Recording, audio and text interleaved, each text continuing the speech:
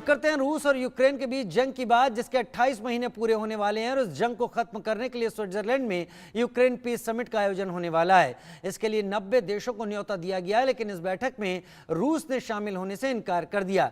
इससे असहमत चीन ने भी सम्मेलन की सफलता पर सवाल उठा दिए। तो वहीं भारत शामिल होगा या नहीं, इस पर अब तक कोई फैसला नहीं। के लिए शांति सम्मेलन, पीस समिट में शामिल होंगे 90 देश। रूस चीन का शामिल होने से इनकार। भारत का रुख अभी तक साफ नहीं। रूस यूक्रेन के बीच करीब 2.5 साल से जंग जारी है। रूस और यूक्रेन संघर्ष में हजारों लोगों की मौत हो चुकी है। लाखों घर मलबों में तब्दील हो चुके हैं। करोड़ों जिंदगियां तबाह हो चुकी है। फिर भी युद्ध की आग बुझी नहीं है।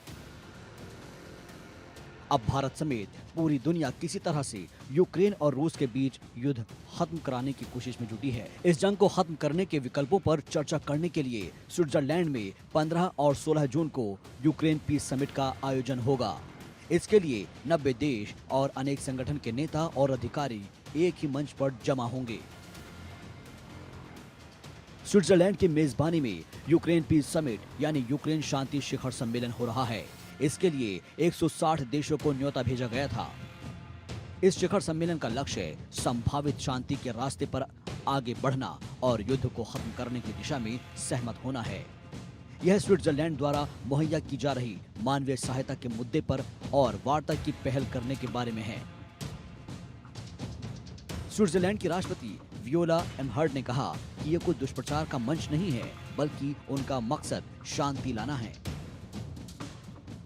यूक्रेन इस समिट में शामिल होने के लिए तैयार है, लेकिन रूस और चीन ने सम्मेलन में शिरकत करने से इनकार कर दिया है। स्विट्जरलैंड के अधिकारियों की माने तो ब्राजील और चीन ने कहा है कि वो तब तक इस समिट में शिरकत नहीं करेंगे जब तक कि रूस समेत दोनों ही पक्ष एक साथ नहीं आते।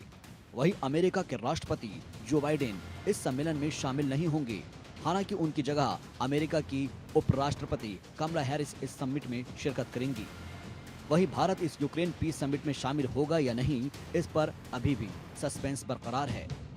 भारत इस सम्मेलन में हिस्सा ले, ये सुनिश्चित करने के लिए पिछले महीने स्विट्जरलैंड के विदेश सचिव अलेक्जेंडर फासेल दिल्ली आए थे, लेकिन अभी तक कोई फैसला नहीं हुआ है। यूक्रेनी राष्ट्रपति जेलेंस्की ने बीते गुरुवार को पीएम मोदी को फोन कर लोकसभा चुनाव में जीत की बधाई दी थी। इस दौरान उन्होंने पीएम से पीस समिट में भारत के शामिल होने की अपील की थी। इसकी संभावना ज्यादा है कि पीएम मोदी और विदेश मंत्री एस जयशंकर जैसे शीर्ष नेता समिट में शामिल नहीं होंगे। अगर पीएम मोदी समिट में जाते हैं तो रूस यूक्रेन जंग की दिशा में ये बड़ा कदम होगा। भारत इस समिट में जंग को खत्म करने की दिशा में रास्ता ढूंढने की पूरी कोशिश करेगा। Bureau report, India news.